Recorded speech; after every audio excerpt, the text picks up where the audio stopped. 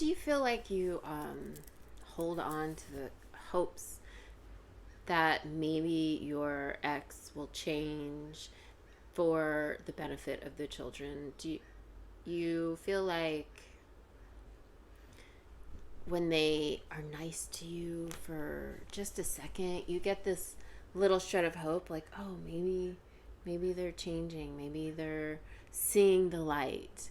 Um, they're not. Trust me on that one.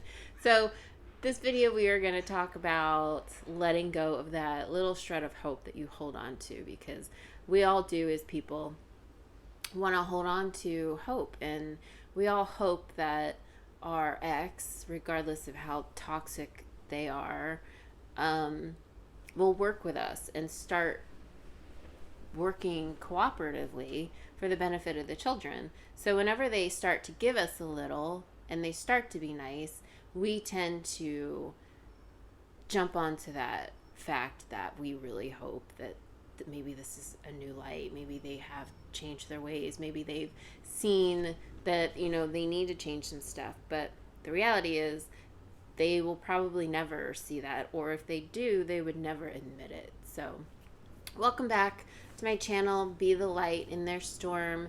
On this channel, we talk about parenting with children when you're in the middle of, trying to parent with a toxic ex-partner, and healing yourself from being in a toxic relationship so you can truly be more present for your children to help be the light that they're looking for and to be that parent that they need. So please subscribe, like below so you get notifications when I post more videos. And I really hope that I'm able to give you some insight and really shed some light on maybe some areas that are holding you back in your own growth and journey.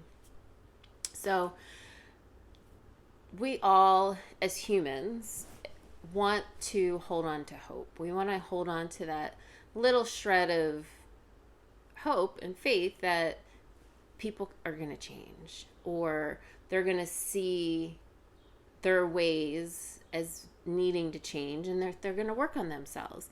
But the reality is most people are clueless to their own actions and the way their own actions affect other people. And if they are aware of it, then they most likely end up in situations like we were in. So there's just not a whole lot of middle ground. Some people will eventually see their ways, and definitely when you are healing yourself from being in a toxic relationship, you are going to come across things that you realize that you do yourself that could be considered toxic. And it's all part of the healing process and recognizing things that you do, as well as what others have done around you and to you that have affected things. So, but a big step in moving forward and, really breaking that bond between you and your toxic ex that you're trying to parent with is accepting the fact that they're never going to change, that they are never going to cooperate with you. They are never going to play by your rules. And I don't mean that like it's your way or the highway, but if you say, for instance, you want your kids to go to bed at 8 o'clock at night because they're young and they need to have a routine, and it's, parenting 101. You put your kids in a routine when they go to bedtime and wake up time. And so if that's what you want, the toxic parent is going to do the complete opposite.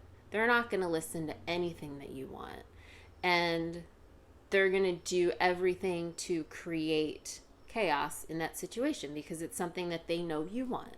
So the more you start to separate yourself from them when it comes to parenting and letting go of the fact that they're not going to cooperate with you, they're not going to work with you, then you can start to parent for yourself and for your kids the way you want to parent on your time.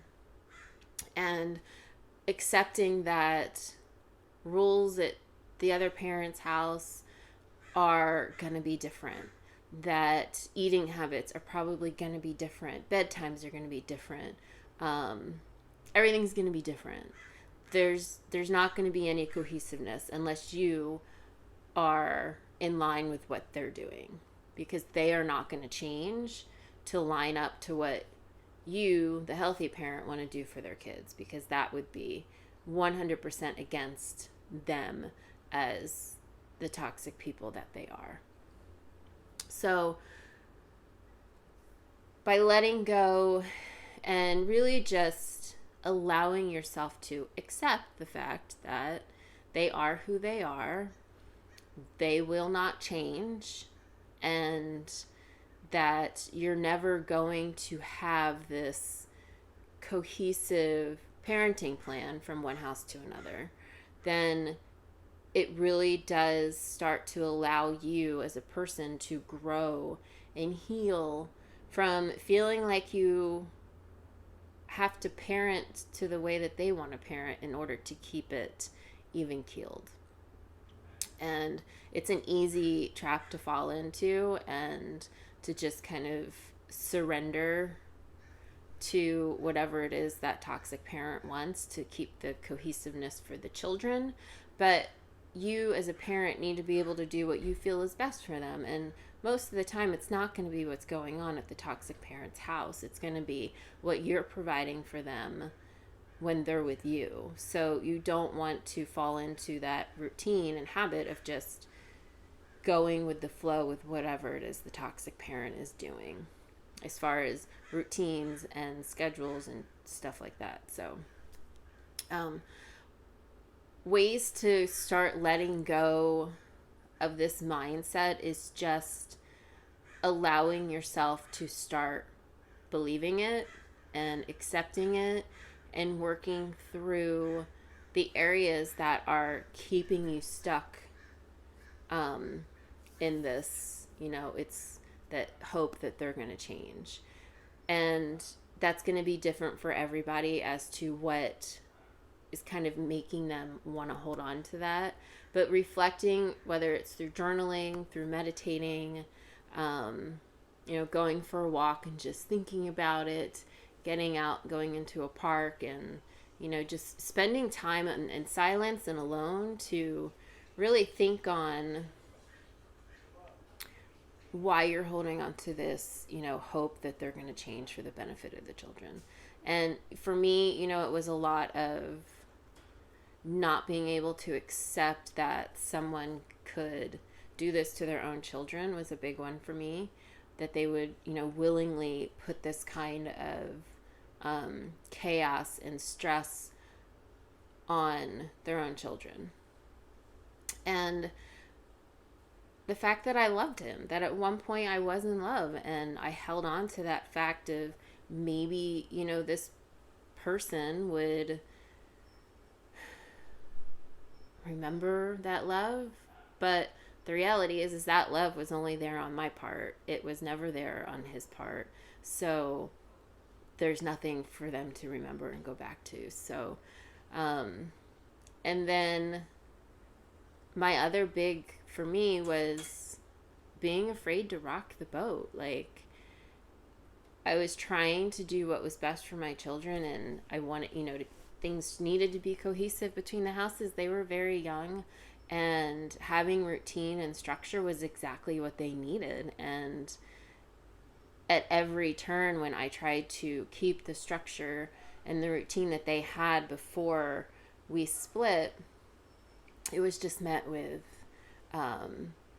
aggression, and just like, it was like hitting a brick wall. It would never go anywhere. It would frustrate me. I would end up upset, and the cycle just would continue. So it took me a long time to accept that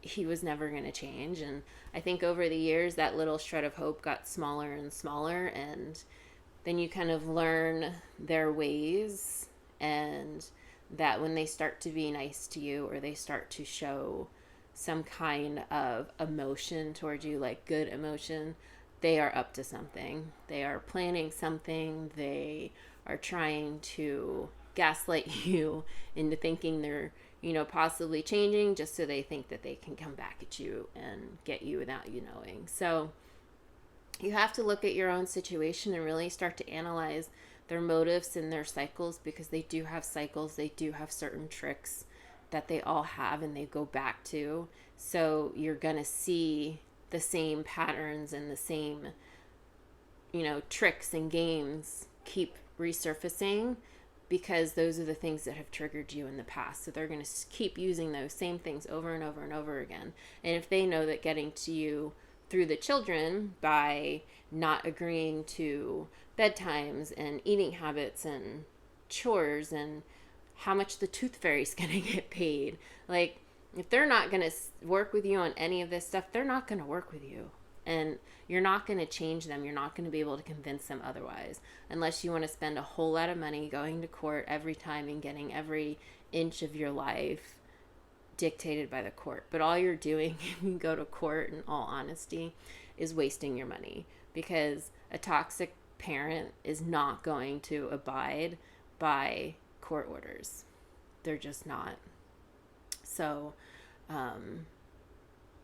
thinking that they're going to change and thinking that they are going to actually work with you for the benefit of the children it's a fairy tale you tell yourself. And you need to stop telling yourself that fairy tale and face the reality of the situation, so you can move forward for the better of you and for the better of them. So, best of luck. Thank you for watching. Comment below anything that you'd like me to talk about or give some insight on. I'm happy to do. Just put in the comments down below. And infinite love and gratitude.